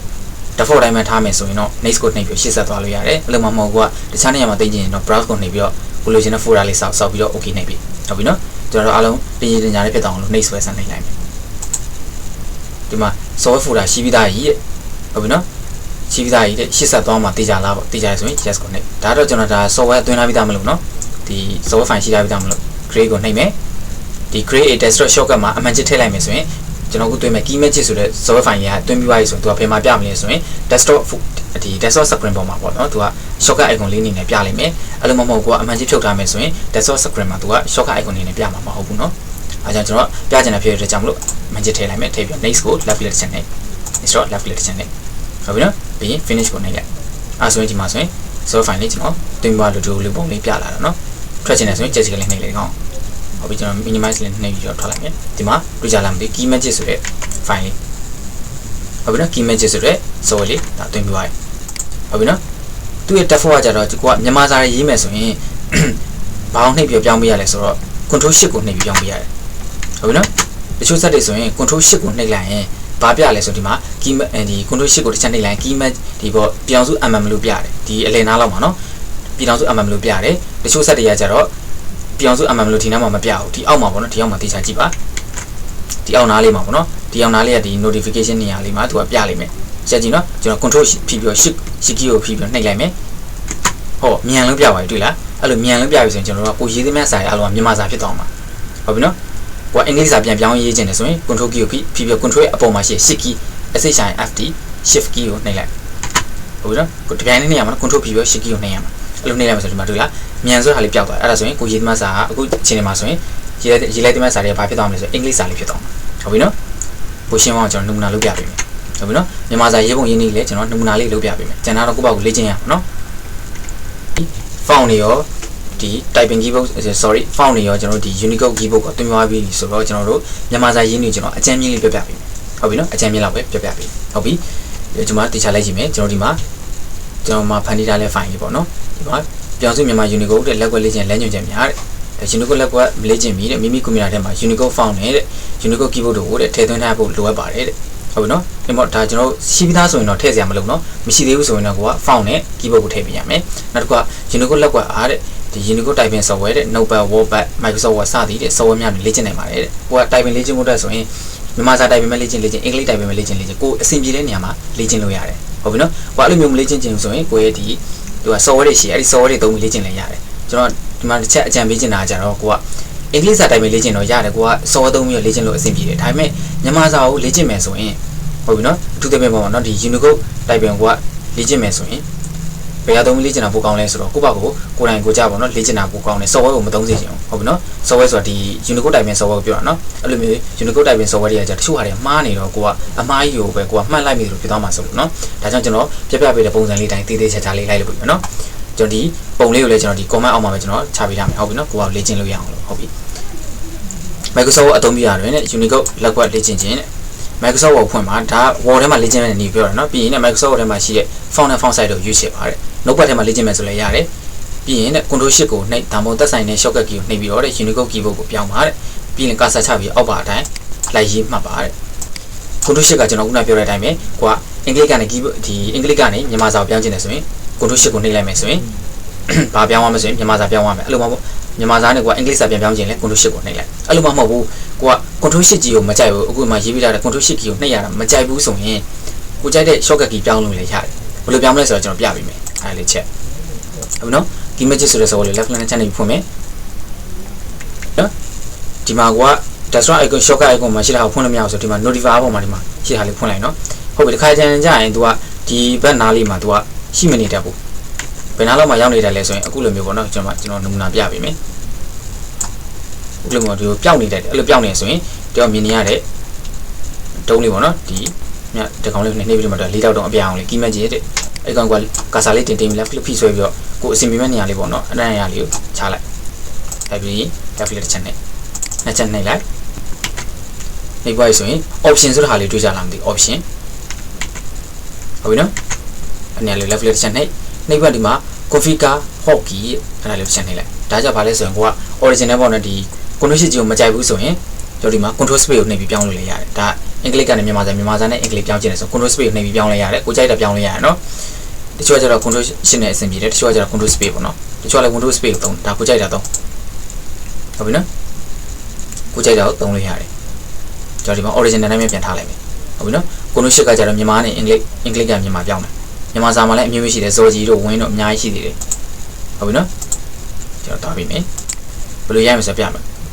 ဟုတ်ပြီကျွန်တော်ဒီမှာကာကြီးကိုလိုချင်ရင်နဲ့ U ကိုနှိပ်တယ်ဒါကြတော့ဥမာကျွန်တော်တစ်ချက်ပြောချင်တာကြတော့ကိုကဒီမြန်မာစာကိုမလေ့ကျင့်ခင်အင်္ဂလိပ်တိုင်ပင်ပေါ့နော်ကျွန်းကျွန်းကျင်ကျင်ရာပြီးတော့မှကိုကမြန်မာစာကိုလေ့ကျင့်မှအဆင်ပြေပါနော်အဲ့လိုမှမဟုတ်ကိုကအင်္ဂလိပ်စာကိုတေးသေးအင်္ဂလိပ်တိုင်ပင်ကိုတေးချာမကျွမ်းသေးပဲနဲ့မြန်မာတိုင်ပင်ကိုသွားပြီးလေ့ကျင့်လိုက်မယ်ဆိုရင်ခေါင်းရှုပ်ပြီးတော့ဟိုကလည်းမရဒါလည်းမရဖြစ်သွားမှာနော်တပြိုင်တည်းမလေ့ကျင့်နဲ့အင်္ဂလိပ်တိုင်ပင်ကိုကိုကကျွမ်းကြအောင်တစ်ပတ်တန်ကြီး10ရက်တန်ကြီးတစ်လတန်ကြီးတေချာလေးလေ့ကျင့်ပုံမှန်လေးလေ့ကျင့်လိုက်လေ့ကျင့်လို့ကျွမ်းပြီဆိုမှကျွန်တော်အခုပြပေးတဲ့မြန်မာတိုင်ပင်လေးကိုတေးချာလေးလေ့ကျင့်ပြီနော်ဟုတ်ပြီနော်ဘာလို့လဲဆိုတော့ကိုကအင်္ဂလိပ်တိုင်ပင်ကိုတေးချာလေးကျွမ်းမှမြန်မာတိုင်ပင်ကအဆင်ပြေမှာမလို့ပါဟုတ်ပြီနော်အားလုံးတင်နေတာနဲ့ဖြစ်တော့အားလုံးတင်နေတာနဲ့ဖြစ်တော့ကျွန်တော်ဒီမှာ notepad file ဖွင့်လိုက်မယ်ဒီတောင်ပြပြီမယ်ဒီချလိုက်ကြည့်မယ်နော်ဟုတ်ပြီရုံးတော့ကျွန်တော်ပြောင်းပေးရမလဲဆိုရင်ကိုက Word ထဲမှာပဲဖြစ်ဖြစ် Excel PowerPoint မှာဖြစ်ဖြစ်ဒီ notepad ထဲမှာဖြစ်ဖြစ်ကိုကမြန်မာစာရေးမှာဆိုတိုင်းပြီးမြန်မာစာမရေးလိုက်နဲ့တချို့စက်တွေကကြတော့ကိုက keyboard control shift ပြောင်းပြီးတော့တိုင်းလိုက်ပြီးမြန်မာစာထွက်တယ်အခုလိုမြန်မာစာထွက်တယ်တွေ့လားတွေ့ကြလားမသိဘူးအခုလိုမြန်မာစာထွက်တယ်ဒါပေမဲ့တချို့စက်တွေကကြတော့ဘာလုပ်ပေးရလဲဆိုတော့ font ကိုတွားချင်းပေးရတယ်မြန်မာစာ font ပြောင်းပေးရတယ်အဲ့လိုမြန်မာစာ font ပြောင်းမယ်ဆိုရင် notepad ထဲမှာဆိုရင် format ကိုနှိပ်ပြီးတော့ font ကိုနှိပ်ပြီးတော့ဒီမှာဒီ font ဆိုတဲ့နေရာလေးမှာကျွန်တော်ဗာပြောင်းပေးရမယ်ဆိုရင်ဒီ control shift ပြန်နှိပ် font ဆိုတဲ့နေရာလေးမှာပြည်ထောင်စုလေးလိုက်ပြည်ထောင်စုဟုတ်ပြီနော်ဒီတချို့ဆက်တွေကကြတော့ပြည်ထောင်စုဆိုတာလေးရေးပြရတယ်တချို့ဆက်တွေကပြည်ထောင်စုပုဂ္ဂိုလ်ရေးပြရတယ်တချို့ဆက်တွေကကြတော့ပြည်ထောင်စုနာမကိုရေးပြရတယ်ကိုတစ်ခုချင်းစီလိုက်ပြီးရွေးကြည့်နော်ရွေးပြီးတော့နှိပ်ကြည့်ပြီးအဆင်ပြေတာဟာကျွန်တော်ဆက်ဆိုရင်ပြည်ထောင်စုနဲ့အဆင်ပြေတယ်တချို့ဆက်တွေဆိုရင်ပြည်ထောင်စုပုဂ္ဂိုလ်မှာအဆင်ပြေတယ်တချို့ဆက်တွေကကြပြည်ထောင်စုနာမနဲ့အဆင်ပြေတယ်အဲဒါကိုကြိုက်တာလေးရွေးနော်ကျွန်တော်ဒီမှာပြည်ထောင်စုပဲရွေးလိုက်ပြီ font size ကိုပါလို့တို့ချင်းဒါကျွန်တော် notepad ထဲမှာရင်းနှီးကိုပြပေးမှာနော်နမူနာလေးပြပေးမှာဟုတ်ပြီကျွန်တော်ရဲ့ဒီဘောနော်ဒီမြန်မာတိုင်ပင်ရိုက်တဲ့ဒီလမ်းညွန်လေးမသိမှာဆိုလို့ကျွန်တော်တေချာလုပ်ပြပေးရနော်တချို့ကဒီမှာကာကြီးကိုယူဘာကိုပြောမှမသိဘူးဟုတ်ပြီနော်အဲ့လိုဖြစ်မှာဆိုလို့ဟုတ်ပြီဒီမှာသူဘာကိုပြပေးတာလဲကာကြီးကိုလိုချင်ဘာကိုနှိပ်ပြရမလဲယူကိုနှိပ်ပြရမယ်နှိပ်ကြည့်မယ်လက်ကိုအင်္ဂလိပ်တိုင်ပင်တော့အတိုင်းပဲတေချာပြန်တင်မယ် ASDF JK semicolon ပေါ်မှာလက်ကိုတေချာတင်ပြီးွားရဆိုရင်ကာကြီးလိုချင်တယ်ဆိုရင်ဘာကိုနှိပ်မလဲယူကိုနှိပ်မယ်အဲ့ဆိုလက်ညှိုးလေးယူသွားနှိပ် sorry မြန်မာတိုင်ပင် keyboard ပြောင်းလိုက်ပြီပြီးကာကြီးလိုချင်ယူကိုနှိပ်ဟုတ်ပြီနော်ခ ခါဝဲလို့ချင်းစီကိုနှိပ်ကငယ်လို့ချင်းရှစ်ကိုပြီးပြီးဘယ်ဘလက်ကရှစ်ကိုပြီးညာဘလက်ကစီမီကိုလာနဲ့ခါငယ်ခါကြီးလို့ချင်းညာဘလက်ကရှစ်ကိုပြီးဘယ်ဘလက်ကလည်းစီကိုနှိပ်ကာကြီးငါ့လို့ချင်းအိုင်အောင်နှိပ်လိုက်နော်ညာဘလက်ကလည်းအိုင်အောင်သွားနှိပ်ဟုတ်ပြီနော်ငါးလုံးစီတိကျလေးချင်းနော်ဒီမျိုးတစ်လုံးစီရေးပြရဆိုရင်ကျွန်တော်တို့ဒီမှာကွာငါးလုံးစီတိကျရေးကာကြီးလို့ချင်းယူပြီးတောက်ချက်နေပါယူဟုတ်ပြီနော်ပိုရိုက်လိုက်လေကိစ္စမရှိဘူးเนาะကျွန်တော်ဒီမှာနမူနာနဲ့ငါးလုံးမှရိုက်ပြပါမယ်ခါဝဲလို့ချင်းစီဟုတ်ပြီနော်ဒီချာလေးရိုက်ကိုင်းလို့ချင်းရှစ်ကိုပြီးပြီးစီမီကိုလိုက်ရှစ်စီမီကိုလိုက်အဲ့လိုလေးစိတ်ချနေရေးယူပြီးရိုက်လေရတယ်ထောင်ပါစက်ကနေအော်ပြီးရိုက်လေရတယ်ကိုကြိုက်လို့အဆင်ပြေလို့လုပ်ဟုတ်ပြီနော်ခါကြည့်လို့ချင်းညာဘလက်ကရှီကီကိုပြီးဘယ်ဘလက်ကလေးကစီကိုနှိပ်ဟုတ်ပြီနော်အားလို့ချင်းအိုင်အောင်နဲ့အိုင်ဟုတ်ပြီနော်အဲ့လိုကခဏရိုက်9ခေါက်နဲ့ကွာမမိဆိုရင်10ခေါက်15ခေါက်ခေါက်20အဲ့လိုမျိုးရိုက်ပြီးတေးကြပြီးဆိုမှကွာဘာတက်မလဲနောက်တစ်စင်တက်နောက်တစ်စင်ကျဘာလဲဆိုရင်စာလုံးဟုတ်ပြီနော်စာလုံးလို့ကျင်နေဆိုရင်ပီကိုနှိပ်ပါတဲ့ပီဒါစာလုံးဟုတ်ပြီစာလင်လို့ကျင်ဘာအောင်နှိပ်ရမလဲမတူပြပြပေးတာစာလင်လို့ကျင်ဘာအောင်နှိပ်ရမလဲဂျူနှိပ်ရမယ်တဲ့ဒါကြောင့်ကျွန်တော်တို့ကဂျူနှိပ်မယ်ဂျူဘာရလဲစာလင်ရဟုတ်ပြီနော်အပြင်ကျွန်တော်တို့ဒီမှာဇာခွဲအောင်နေမယ်ညဘလက်ကရှေ့ကိုပြီးဖေးလက်ကဇက်ကိုနေလဲ80ဟုတ်ပြီနော်ဇာမဆိုလို့ကျင်နေဆိုရင်ကျွန်တော်ညဘလက်တန်ရှေ့ကိုပြီးဖေးလက်တန်ဂျူနဲ့ရှစ်ဂျူဘာခရကိစ္စမရှိဘူးเนาะဒီမှာသူပြပေးတာလေဒီမှာသူပြပေးအပေါင်းဆိုင်လေးကကြတော့တွဲပြီးနှိမ့်ရမယ်လို့သူကပြောပေးတယ်ဟုတ်ပြီနော်ဇာခွဲလို့ကျင်နေဆိုရင်ညဘလက်တန်ရှေ့ကိုပြီးဖေးလက်တန်ဇက်ကိုနှိမ့်ဟုတ်ပြီနော်ဇာမဆိုလို့ကျင်ညဘလက်တန်ရှေ့ကိုပြီးဘယ်ဘလက်တန်ကျူသွားနှိပ်ပြီးလက်ကိုငုံတိုင်းပြန်ထားတခုခုနှိပ်ပြီးတိုင်းလက်ကငုံနေအောင်ပြန်ထားငုံနေရဆိုတာအလေလိုင်းလေးဖြစ်တဲ့ ASDF JKS semicolon ပုံမှာလက်ကိုပြန်တင်ခိုင်းတာဟုတ်ပြီနော်ဒီ space ချက်ချမယ်ညောင်းလို့ခြင်းနဲ့အဲ့ဒါကိုနှိပ်ညဟုတ်ပြီနော်ဘာလို့မျိုးခဏကြာရိုက်ပြီးလို့ကိုကျွမ်းပြီဆိုရင်ကိုပို့ပြီးတော့မှတ်မိလာအောင်လို့ကျွန်တော်ဒီမှာတွဲလုံးလေးနဲ့တွဲရိုက်မယ်ပေါ့နော်ဒီမှာကျွန်တော်တို့ကာကြီးခါပွဲအဲ့လိုလေးရိုက်ကြည့်ဟုတ်ပြီနော်ကာကြီးခါအဲ့လိုရိုက်ဒီကွာခါဘူးကာကြီးအဲ့လိုလေးကွာတောက်လျှောက်ရိုက်ကြည့်မှတ်မိလာလိမ့်မယ်ထပ်ပြီးနဲ့အဲ့လိုရိုက်ပွားရင်လည်းကိုင်းကာကြီးငါ့ကိုလည်းအထိုင်မှာရောပြီးရိုက်ကြည့်မနော်ခါငယ်ကာကြီးငါဟုတ်ပြီနော်ခါငယ်ကာကြီးငါအဲ့လိုလေးရိုက်ကြည့်ဟုတ်ပြီနော်ဒီကာကြီးခါဝေးခါငယ်ကာကြီးငါအဲ့လိုလေးရိုက်ပြီးလို့ကွာပို့ပြီးတော့မှတ်မိလာလို့မယ်ဆိုပြောင်းမဲ့ကျွမ်းလာပြီဆိုပြောင်းမဲ့လေးပြန်ရိုက်ငါကာကြီးခါငယ်ခါဝေးကာကြီးဟုတ်ပြီနော်အဲ့လိုလေးတစ်ခေါက်လောက်လေးရိုက်ပြီးအစပြန်ကာကြီးခါဝေးကာငယ် sorry ကာကြီးငါအဲ့လိုလေးရိုက်ကျွမ်းပြီးဆိုမှစာလုံးစာလေးစာကွယ်စာမြစေည sorry ညဟုတ်ပြီနော်စာမြစေညဟုတ်ပြီနော်တေချာလေးရိုက်မယ်ဟုတ်ပြီအဲ့လိုရိုက်ပြီးရင်ဒီမှာသူကျွန်တော်အစင်လိုက်လုပ်ပြပေးတာကျွန်တော်အစင်လိုက်ပြပေးတဲ့အတိုင်းတေချာရိုက်နော်အပြောရင်ဒီမှာကားတဲ့ကာကြီးဘေးမှာရေးချလေးကျွန်တော်ဒီပုံစံလေးပေါ့နော်ကာကြီးဘေးမှာရေးချလေးထည့်ခြင်းနဲ့ဆိုရင် U ကိုနှိပ်ပြီးတော့ M ကိုနှိပ်ပါတဲ့ဟုတ်ပြီကာကြီးရေးချကာဆိုတဲ့ပုံစံလေးရေးခြင်းနဲ့ဆိုရင်ကာကြီးရေးချလို့ခြင်းနဲ့ဆိုရင် M ကိုနှိပ်မယ်ညာဘက်လက်ညှိုးလေးက M ကိုနှိပ်လိုက်ဒါဆိုကာဆိုတဲ့အထိပဲရတယ်ဟုတ်ပြီကာကြီးကိုလည်းလို့ရေးချထည့်လို့ရရင်ခါခွေးလည်းကျွန်တော်ရေးချထည့်ကြည့်အောင်ခါခွေးရေးမယ်ရေးချဖြစ်တဲ့ G ကိုနှိပ်မယ်သူကဘာကိုနှိပ်ခိုင်းလဲဒီမှာ G ကိုနှိပ်ခိုင်း G နော် G မဟုတ်ဘူး G ကိုနှိပ်ခိုင်းတယ် G ကိုတခြားနှိပ်မယ်ခါဟုတ်ပြီနော်ကျွန်တော်ဒီမှာနမူနာလေးပြနေတော့တစ်လုံးပဲရေးပြရနော်အမှန်ဆိုကိုယ့်ဘာကိုလေ့ကျင့်မယ်ဆိုရင်9ခေါက်10ခေါက်တစ်လုံးကိုကာဆိုရင်ကာကြီးပဲ10ခေါက်ခါဆိုခါကြီးပဲ10ခေါက်အဲ့လိုလေးရေးဟုတ်ပြီနော်မှတ်မိလားဟုတ်လို့ပြီးရင်ကျွန်တော်တို့ခါငင်80မျိုးကလည်းပြီးရင်ပေါင်းနေမယ်ချီကိုနေမယ်ခါပြီးရင်80ပြီးရေးချပြတဲ့ M ကိုနဲ့ဟုတ်ပြီနော်ငါဆိုတာလေးရေးချင်းအိုင်ုံနဲ့ပြီးရင်ချီကိုနဲ့ဒါသူပြောတဲ့အတိုင်းပဲနှိပ်ပြရမှာနော်ဒါနမူနာရေးတဲ့ပုံစံလေးဟုတ်ပြီအဲ့လေးပြရဆိုရင်ကျွန်တော်နည်းနည်းခတ်တဲ့ဟာလေးကျွန်တော်လုပ်ပြပေးမယ်ဟုတ်ပြီနော်ကျွန်တော်လည်းခက်တဲ့ဟာလေးသွားပြီဟုတ်ပြီကျွန်တော်ဒီမှာကားတော့ပါဒီမှာဝက်ဆန်နှလုံးပေါက်ပေါ့နော်အခုဒီဝက်ဆန်နှလုံးပေါက်လေးရေးခြင်းနဲ့ဆိုရင်ဘာအောင်နှိပ်ပြရမလဲပေါ့ဒီမျိုးကားဆိုတော့ဝက်ဆန်နှလုံးပေါက်ရေးခြင်းဘာအောင်နှိပ်ပြရမလဲပေါ့ကားဆိုတာလေးရေးခြင်းနဲ့ဆိုရင်ကာကြီးကိုရေးပြီးဥနာတိုင်းပဲ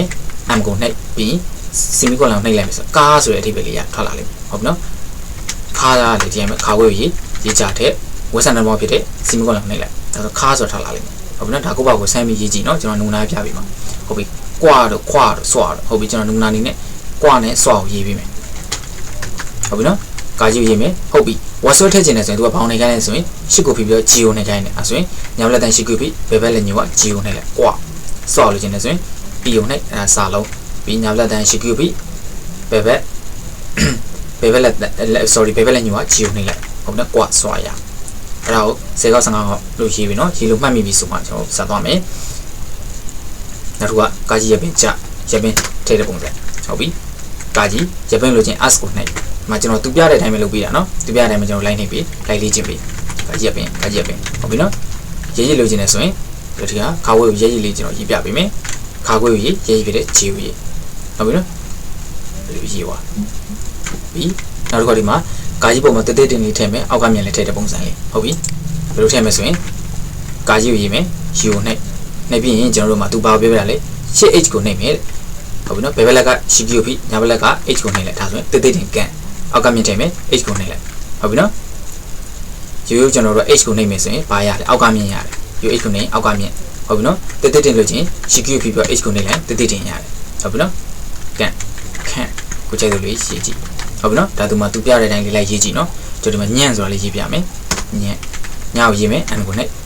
ပြီးတော့ဘောင်းနှိပ်ခိုင်းရင် h ကိုနှိပ်ခိုင်းတယ်အဲဆိုရင်ကျွန်တော် h ကိုနှိပ်ပြီးရင် 8h ဟုတ်ပြီနော်ကိုကြိုက်လို့ရေးနောက်တစ်ပြပေးမယ် key တို့ဟုတ်ပြီနော်အမှကျွန်တော်တို့ကာကြီးကိုလိုချင်တယ်ဆိုရင်ဘောင်းနှိပ်ရမလဲ u ကိုနှိပ်လုံးကြီးတင်လိုချင်ရင် d ကိုနှိပ်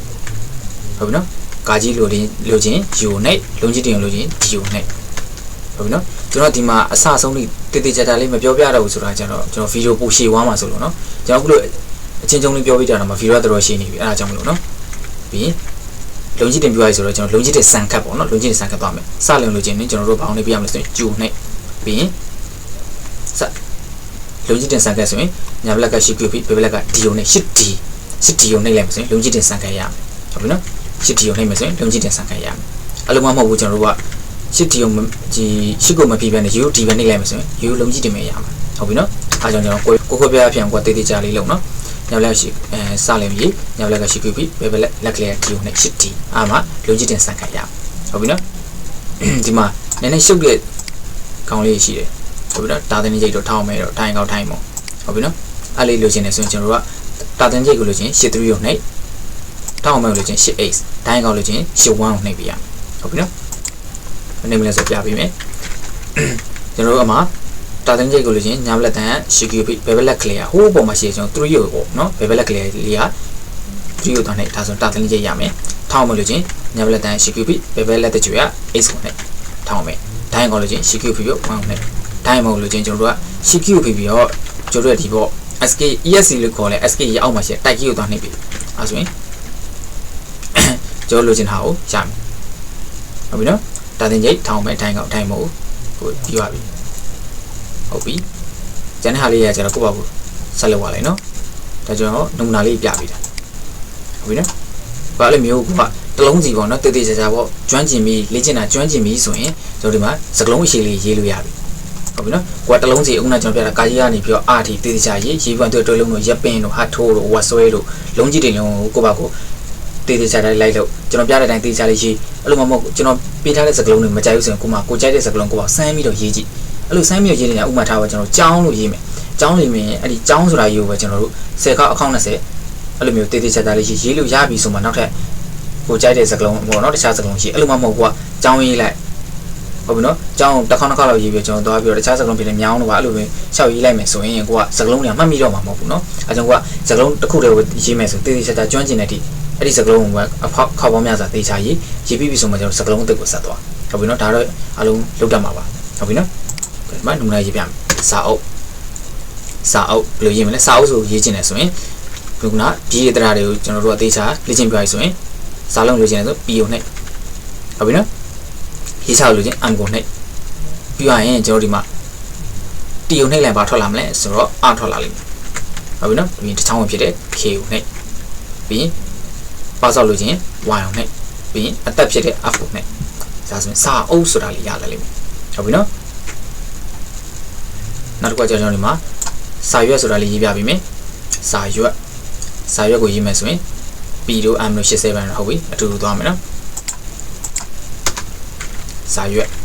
်စာလုံးရေးတယ်ရေးချထည့်တယ် ရှားကောလို့ချင်းဘယ်ဘက်လက်တန်ရှိကူပြီးညာဘက်လက်ညိုက7အောင်တောင်းနေပေါ်ဆိုလို့ချင်းညာဘက်လက်တန်ရှိကူပြီးဘယ်ဘက်ညိုက G ကိုနှိပ်ပြီးကာကြီးရေအသက်ဖြစ်တဲ့ F ကိုနှိပ်လိုက်စာရွက်ဆိုတာလေးရလာလိမ့်မယ်အနာခေါက်လိုက်ပြီဟုတ်ပြီနော်နောက်တစ်ခုကနည်းနည်းလေးရှုပ်တဲ့အပိုင်းလေးဘာလေးလဲဆိုတော့ကျွန်တော်တို့ဒီမှာတင်ဘောဆိုတာဟာလေးဟုတ်ပြီနော်တင်ဘောတို့အင်္ဂါနေတို့ဒီတင်ဘောဆိုတဲ့ရေးသားလေးရေးတတ်သွားကျွန်တော်တို့မင်္ဂလာပါတို့ဟိုကအသက်လေးပေါ့နော်အဲ့ဒါလေးရေးတတ်သွားလိမ့်မယ်နော်အင်္ဂါနေတို့အဲ့ဒါလေးရေးတတ်လာလိမ့်မယ်ဟုတ်ပြီကျွန်တော်နမူနာရေးပြမယ်တင်ဘောနမူနာရေးပြပေးမယ်သူကတင်ဘောရေးမယ်ဆိုတော့တောက်ရေးမယ်တဲ့ဟုတ်ပြီတောက်ရေးလိုက်ပြီဟုတ်ပြီနောက်တစ်ခုကကျတော့ကျွန်တော်တို့အမှတင်ဘောဟုတ်ပြီနော်အဲ့ဒါရေးမယ်ဆိုရင်ရုံးဆုံးကျွန်တော်မှတစ်ချက်ကြည့်မယ်ကျွန်တော်ငတ်တာတွေပါလဲအပေါ်ကမှာပေါ့နော်ကိုရေးမဲ့ဘီးရေပေါ်မှာငတ်တာပါလာတစ်ချက်ကြည့်အဲ့လိုငတ်တာပါတယ်ဆိုရင်ကျွန်တော်ဘာကိုရေးပြရမလဲဆိုရင်ငတ်တာကိုအရင်ရေးပြရမယ်ဟုတ်ပြီနော်ဟုတ်ပြီကျွန်တော်ငတ်တာဆိုတော့ဘာကိုရေးမလဲဆိုတော့တေချာလိုက်ကြည့်နော်အာယုံရင်နဲ့ပြီးရင်ကျွန်တော်ဘာကိုနှိပ်မလဲဆို F ကိုနှိပ်အသက်ဖြစ်သွားတယ်သင်ဆိုတဲ့အဓိပ္ပာယ်လေးလာလိမ့်မယ်ဟုတ်ပြီနော်ဒါဆိုရင်ကျွန်တော်ဒီမှာရေးလိုက်တဲ့ငတ်တာနဲ့ပုံမှာရေးတင်မောပုံမှာရှိတဲ့ငတ်တာလေးနဲ့အတူတူပဲဟုတ်ပြီနော်အဲ့ဒါလေးကျွန်တော်ဘာလုပ်မလဲဆိုအပေါ်တင်မယ်ဟုတ်ပြီနော်တင်ဘောဆိုတဲ့အပေါ်တင်မှာဖြစ်တဲ့ကြောင့်မလို့ကျွန်တော်ဘာလုပ်မလဲဆိုရင်အဲ့လိုရေးပွားဆိုရင်ကိုကညာဘက်တန်ရှိကူပြီးဘယ်ဘက်လက်ညော F ကိုနှိပ်လိုက်ဟုတ်ပြီနော်ဒါဆိုရင်ငတ်တာလေးကတိတိလေးထွက်လာလိမ့်မယ်ဟုတ်ပြီနော်အဲ့လိုတိတိလေးထွက်လာပြီဆိုရင်ကိုကဘာကိုဆက်ရေးမလဲဂျန်တဲ့စကုံဘာဂျန်လဲတဝေထိုးဂျန်တယ်ဒီစားကြည့်နော်တဝေထိုးဂျန်တယ်မှားတယ်လို့နော်တချို့ကြောင့်အဲ့လိုမှားရေးမှာဆိုလို့ကျွန်တော်ဒီမှာခတ်တဲ့စကလုံးလေးကိုလိုက်ရေးပြပေးတယ်ဟုတ်ပြီနော်ပြီးရင်တဝေထိုးဖြစ်တဲ့ A ကိုနှိပ်ပြီးရင်ဘာကုန်းဖြစ်တဲ့ B ကိုနှိပ်ရေးကြတယ်လေဒါဆိုသင်ဘောဆိုတာလေးရလာလိမ့်မယ်ဟုတ်ပြီနော်ဟုတ်ပြီသူနဲ့ပုံစံတူတဲ့ကျွန်တော်ဒီမှာအင်္ဂါနေဆိုတာလေးရေးပေးမယ်အင်္ဂါနေပေါ့နော်အောက်ရေးမယ်ကငယ်ရေးမယ်ဟုတ်ပြီအင်္ဂါနေဆိုတော့အင်္ဂါနေမှာလည်းဘာလဲဆိုတော့ခါငယ်ပုံမှာငတ်တာနှလုံးဆင်းတာပါတယ်အဲဒါကြောင့်မို့ကျွန်တော်တို့ကငတ်တာလေးကိုရှင်ရေးပွားရဆိုရင်ညာဘက်လက်တန်ရှိကူပြီးဘယ်ဘက်လက်ညိုက F ကိုနှိပ်လိုက်ဒါဆိုငတ်တာလေးတိတိလေးဖြစ်သွားမယ်ဖြစ်သွားပြီဆိုရင်ကိုလိုချင်စကလုံးရေးကငယ်ချာအင်္ဂါနေဟုတ်ပြီနော်ဒါဆိုရင်တော့ဒီငတ်တာနှလုံးဆင်းတာပတ်သက်ပြီးရေးတတ်မယ်လို့တော့ထင်ပါတယ်ဟုတ်ပြီနော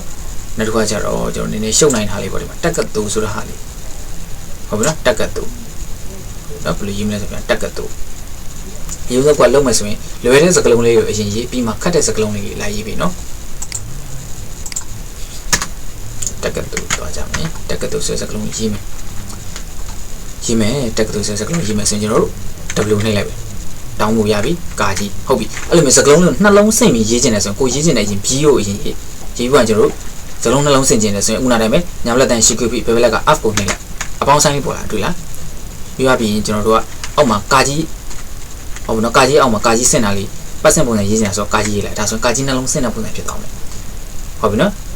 ်ပြီးရင်ဒါလုံကြီးတင်တစ်ချောင်းဝင်လောက်ရေးတက်ဆိုတက်ကတ်တို့ဆိုတာရမယ်နောက်တစ်ခုကမန္တလေးရေးပြပြီမယ်မောက်ရေးမယ်နားငယ်ရေးမယ်ရေးပြီးသွားရင်ရှိကိုပြီးတော့ F ကိုနှိပ်ပြီးရင်တောင်းမှုရေးလိုက်ဒါဆိုမန္တလေးဟုတ်ပြီခက်တဲ့စလုံးပါရှိသေးလဲဆိုတော့တတဂီဘယ်လိုရေးလဲကျွန်တော်ပြပေးမယ်ဒါတွေကိုရေးမယ်ဟုတ်ပြီနော်ရှစ်ခီခွေးလိုက်ဒါတွေတောက်လို့ခြင်းလဲဆိုရင်တအကြည့်လို့ခြင်းရှစ် O နှိပ်လိုက်တတကားငယ်ရေးလုံကြီးတင်စံကရှစ် T ရာကောက်87လုံကြီးတင် D အဲဆိုတတဂီဟုတ်ပြီနော်အပြည့်ရင်နည်းနည်းရှုပ်တဲ့ဟာကဘာရှိသေးလဲဆိုတော့ဥက္ကဋ္ဌဒီမှာဥက္ကဋ္ဌအားလေးရေးပြပေးမယ်ဥက္ကဋ္ဌကိုရေးကြည့်မယ်ဆိုရင်ဒီမှာသူပါပြရလဲဆိုရှစ်ယူရေးပါတဲ့ရှစ်ယူရေးလိုက်ပြီဟုတ်ပြီနော်ပြန်ကာကြီးနှလုံးစင်ထားတဲ့စင်ပြွားကြီးဟုတ်ပြီဒီထောက်အောင်ပဲဒါယူထောက်အောင်ပဲမဟုတ်ဘူးထောက်အောင်မှဒီအောက်မှာလေကြီးလေးပါတွေ့လိုက်အဲ့လိုလေကြီးပါလို့လိုချင်ဒီမှာသူဘာပြပေးတာလဲဆိုတော့တဲ့83နဲ့ကိုနှိပ်တဲ့ 8F 8H 83ကိုနှိပ်လိုက်မယ်ဆိုရင်ကျွန်တော်ဘာထွက်လာမလဲဆိုတော့ကျွန်တော်တစ်ချက်ကြည့်လိုက်မယ်83ဘာထွက်လာလဲတာသင်းကြီးထွက်လာပြီးအဲ့ဒါကိုနှိပ်ပြီးမှကျွန်တော် 8F ကိုနှိပ်ပေးရတယ် sorry 8F ကိုနှိပ်ပြီးမှရင်ဘာနှိပ်ပြရဆိုနောက်ဆုံး 8H ကိုနှိပ်ပေးရတယ်ထောက်အောင်မဲနဲ့ရေးခိုင်းတယ်ထောက်အောင်မဲအဲ့ဆိုရင်ကျွန်တော်တို့ကတာသင်းကြီးနဲ့ထောက်အောင်မဲနဲ့ပေါင်းလိုက်ဒီမှာထောက်အောင်မဲကိုသူကလေရစ်ပါတဲ့ပုံစံလေးရပါတယ်ရှင်မာရထတာတာရေးတဲ့ပုံစံတို့ဒီမှာဥက္ကဋ္ဌလိုရေးတဲ့ပုံစံတို့ထပါတော့ထားကိုလေရပါတဲ့ပုံစံလေးကျွန်တော်တို့ရေးတက်လာမှာဖြစ်ပါတယ်ဒါကြောင့်တေချာလေးလိုက်လို့ပြီနော်ကျွန်တော်ပြန်ရေးပြပေးမယ်နောက်တစ်ခေါက်အဲ့ဒါလေးနည်းနည်းရှုပ်လို့အခေအောက်ထားတည်ပြီးသားကာကြီးနှလုံးဆင့်တည်ပြီးသားထောက်မလို့ချင်း83တာတင်ကျရေးမယ်ပြီးရင် 8F ကိုရေးမယ်ဟုတ်ပြီနော် 8F ကဘာကြောင့်ရေးတာလဲကျွန်တော်ပတ်စင်နေမှာရေးမယ်ဆိုရင် 8F ကိုသုံးမိရတယ်ဟုတ်ပြီနော်ပြီးရင်တော့ထောက်မယ်ကိုနှိပ်လိုက်ထောက်မယ်ဖြစ်တဲ့ 8H ပေါ့နော်နှိပ်လိုက်ထောက်ကိုလေရပါတဲ့ပုံစံလေးရလာလိမ့်မယ်ဟုတ်ပြီနော် နောက်တစ်ခုဘန်ဒါကျွန်တော်ရေးပြပေးမယ်ဘန်ဒါရေးပြပေးမယ်အကေကဒီမှာကြည့်တဲ့စကလုံးတွေကြီးကမရေးတတ်ဘူးဆိုရင်ဒီမှာကျွန်တော်ညာဘက်ချက်မှာပြပေးတဲ့ဟာလေးကိုကြည့်ပြီးရေးလိုက်ရတယ်နော်သူကရေးပြီးတော့တစ်လုံးပဲတေးချာလေးကျွမ်းကျင်တဲ့ဒီတေးချာရေးပြီနော်တေးချာလေးလုပ်မယ်ဘန်ဒါရေးမယ်ဘာကုန်းရေးမယ်ဘာကုန်းနာကြီးရေးမယ်နာကြီးပြီး shift up ပြီးကျွန်တော် shift 1ကိုရေးလိုက်မယ်ရေးချတယ်ဘန်ဒါဟုတ်ပြီနော်အဲ့တော့ချင်းသေးရလဲကျွန်တော်ဒီမှာလိန်မော်ဒီတို့ဟုတ်ပြီနော်တင်ဘောတို့အဲ့ဒါလေးလိန်မော်တို့တင်ဘောတို့တေချာရေးတတ်တယ်ဆိုရင်ချင်းသေးလေးရေးတတ်လာလိမ့်မယ်ဟုတ်ပြီကျွန်တော်ထလက်စားတယ်ကျွန်တော်ချင်းသေးပါရေးပြီးပါပြပေးလိုက်ပါမယ်ချင်းသေးတို့ဟုတ်ပြီနော်ထုံးစံတိုင်းအပေါ်မှာကိုလိုချင်တဲ့ဒီစကလုံးတွေရဲ့အပေါ်မှာငတ်တာလေးတွေပါလာပြီဆိုရင်ဘာကိုရေးရမလဲဆိုတော့ငတ်တာကိုရေးမယ် shift ဟုတ်ပြီနော်ပြီးရင်တဝထိုးရေးမယ်တာကိုရေးမယ်အောက်ကမြင့်ထည့်လိုက်တာချင်းသေးဆိုတော့ပုံစံလေးရလာလိမ့်မယ်ဟုတ်ပြီနော်အဲ့ဒါကတင်းချိုတာကိုရေးမယ်ငတ်တာပိုင်းငတ်တာကိုရေးပြီးကာငယ်ထည့်ပြီးရဲလုံးချင်းနဲ့ချောင်းဝင်ဟာလိုချင်နေဆိုရင်ကျွန်တော် P ရဲ့ဘေးမှာရှိတဲ့ဟုတ်ပြီနော်၄တောက်ဝင်အစားလေးကိုနှိပ်လိုက်အသက်တင်ဒါတင်းချိုဟုတ်ပြီနောက်ကနည်းနည်းရှုပ်တဲ့ဟာလေး indri ဆိုတဲ့ဟာလေးရေးပြပေးမယ် indri လိုချင်နေဆိုရင်ဟုတ်ပြီကျွန်တော်ဘာကိုရေးပြရမလဲဆိုတော့ဒီမှာသူပြပေးတာလေ 8e ကိုနှိပ်ပါတဲ့သူပြပေးတဲ့တိုင်းကျွန်တော် line နဲ့ 8e ဟုတ်ပြီပြီးသူကဘောင်းနှိပ်ခိုင်းလဲ a ကိုနှိပ်တယ် e ကိုနှိပ်တယ် e ကိုနှိပ်တယ် e ကိုနှိပ်တယ်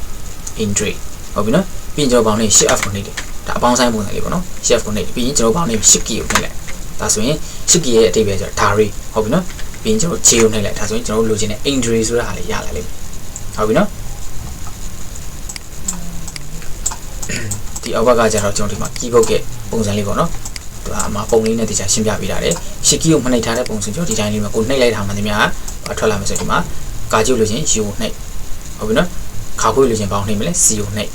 အဲ့လိုပုံစံလေးဟုတ်ပြီနော်အဲ့လိုမှမဟုတ်က shift key ကိုပြင်ပြီးတော့ခါခွေးကိုနှိပ်လိုက်မယ်ကာကြီးရတဲ့ပုံစံမျိုးထွက်လာလိမ့်မယ်ဒီမှာဒါအောက်ကတစ်ခုကကျတော့ shift ကိုနှိပ်ထားတဲ့ပုံစံနဲ့ shift ကိုနှိပ်လိုက်မယ်ဆိုဒီလိုပုံစံလေးဖြစ်သွားမှာ c ကိုနှိပ်လိုက်မယ်ဆိုရင်အစက shift key မဖြစ်တော့ဆိုခါခွေးရတဲ့ကောင်က shift key ဖိလိုက်ပြီးတော့ c ကိုနှိပ်မယ်ဆိုကာကြီးရလာလိမ့်မယ်ဟုတ်ပြီနော်ဒါကြောင့်ကျွန်တော်နမူနာလေးရှင်းပြပေးတယ်ဟုတ်ပြီကိုကအဲ့လိုမျိုးဖြီးလေးလည်းအဲ့လိုမျိုးကိုရိုက်ကြည့်ပြီးတော့ကိုကတော်လေးကျွမ်းပြီးအဆင်ပြေပြီးအားလုံးလည်းနည်းနည်းပါးပါးပေါ့နော်တော်များမှတ်မိလောက်ပြီဆိုရင်ဒီမှာဒီစာလေးရေးကြည့်ပေါ့နော်လူတန်မိုးဆိုတဲ့စာလေးရေးလူတန်မိုးဆိုရဲစာလေးရေးရောရေးကြည့်စာပိုင်လေးဟုတ်ပြီနော်ဒီစာပိုင်လေးတေချာလေးလည်းရေးကြည့်ဒီစာပိုင်လေးကိုလည်းကိုကလင်းကားခေါက်လောက်ရေးနော်ဒီစာသားလေးကိုလည်းလင်းကားခေါက်လောက်လိုက်ရေးတေချာလေးရေးပြီဟုတ်ပြီနော်အားလုံးပဲရေးတတ်မယ်လို့မျှော်လင့်ပါတယ်မသိတာမရှိနိုင်ရှင်ကျွန်တော်မေးဖို့လည်းမမေးနိုင်ဘူးနော်ဟုတ်ပြီဒီစာလေးလည်းအခုရေးထားတဲ့ပုံစံလေးပေါ့နော်ဒီကိုကဒီစာလေးရေးထားတဲ့ကိုကခက်ခဲလေးရှိရင်လည်းကျွန်တော်စာလေးလှမ်းမေးလို့ရတယ်နောက်ပြီးတော့ကိုကအင်စာတွေပါပေါ့နော်ထပ်မယ်ဆိုရင်လည်းဒီဗီဒီယိုလေးရဲ့ comment အောက်မှာကျွန်တော်အင်စာထပ်ပြီးဘယ်လိုထပ်ပေးရမလဲဆိုတော့ကိုပေါ့နော်ဥပမာကိုကဒီပေါ့ကျွန်တော်အခုပြပြခဲ့တဲ့စကားလုံးတွေပေါ့နော်ကျွန်တော်ပြပြပေးတဲ့စကားလုံးပဲဖြစ်ဖြစ်ဒါမှမဟုတ်ကိုကြိုက်တဲ့စကားလုံးတွေရေးထားပါတယ်ဆိုတော့ပုံစံလေးကျွန်တော်မြင်ချင်လို့ကိုယ့်ရဲ့ဒီဟုတ်ပြီနော်လောရမယ့်ပုံစံကြတော့ဟုတ်ပြီနော်အင်စာဘယ်လိုရေးရမလဲဆိုရင်ကိုယ့်ရဲ့ဒီကွန်ပျူတာပေါ့နော်ကိုဒီမှာမြန်မာစာဒါမှမဟုတ်အင်္ဂလိပ်စာရေးထားတယ်ဆိုတဲ့ပုံစံလေးမြင်ရအောင်လို့စာလေးရေးလိုက်ရေးပြီးအဲ့ဒီစာလေးကိုရေးထားပါတယ်ကိုကွန်ပျူတာထဲမှာရေးထားတဲ့စာကိုကျွန်တော်မြင်ရအောင်လို့ကျွန်တော်ဓာတ်ပုံလေးရိုက်ပြီးကျွန်တော်ရဲ့ comment အောက်မှာထပ်ပြီးဟုတ်ပြီနော်အဆင်ပြေမယ်လို့မျှော်လင့်ပါတယ်ဟုတ်ပြီနော်ကိုကအဲ့လိုမျိုးမြန်မာစာရေးပဲရေးပြီးဆိုရင် control shift ကိုနောက်တစ်ခါပြန်နေပုံမမေ့နဲ့နော်ဘာလို့လဲဆိုတော့ကိုကမြန်မာစာကိုလေ့ကျင့်မျိုးကအင်္ဂလိပ်စာလေးတော့လေ့ကျင့်မယ်ဆိုပြီးအင်္ဂလိပ်စာတွေလည်းတော့ပြီးတော့ရိုက်လိုက်ခါမှာအင်္ဂလိပ်စာရိုက်မရဖြစ်နေလိမ့်မယ်။ဘာကြောင့်ရိုက်မရလဲဆိုတော့မြန်မာစာကြီးကိုမပြောင်းအောင်သေးလို့အခါကျရင်ကိုက control shift ကိုနေပြီးတော့အင်္ဂလိပ်စာပြောင်းပြီးတော့ပြန်ရိုက်ဟုတ်ပြီနော်။ဒါဆိုရင်အားလုံးပဲအဆင်ပြေမယ်လို့ပြောနေပါတယ်ဟုတ်ပြီနော်။ဒီချာလေးလိုက်လုပ်ပြီနော်။ကျွန်တော်ဒီဗီဒီယိုလေးကို YouTube ကနေကြည့်နေတယ်ဆိုရင်ကျွန်တော်ရဲ့ YouTube channel လေးကို like and subscribe လုပ်ပြီးတော့အားပေးနိုင်တယ်လို့ကျွန်တော်ရဲ့ Facebook page လေးကိုလည်း like and follow လုပ်ပြီးတော့အားပေးတော့ပါအောင်။ကွန်ပျူတာပညာရေးမှတစ်ဆင့်မိမိတို့ရဲ့ရည်မှန်းချက်အိမ်မက်တွေကိုအကောင့်နဲ့ဖော်နိုင်ပြီးတော့ဒါချမ်းမြေတဲ့နေ့လေးတစ်နေ့ကိုလည်းပိုင်ဆိုင်နိုင်ကြပါစေလို့ကျွန်တော်ဆုတောင်းပေးလိုက်ပါတယ်အားလုံးပဲအဆင်ပြေကြပါစေ။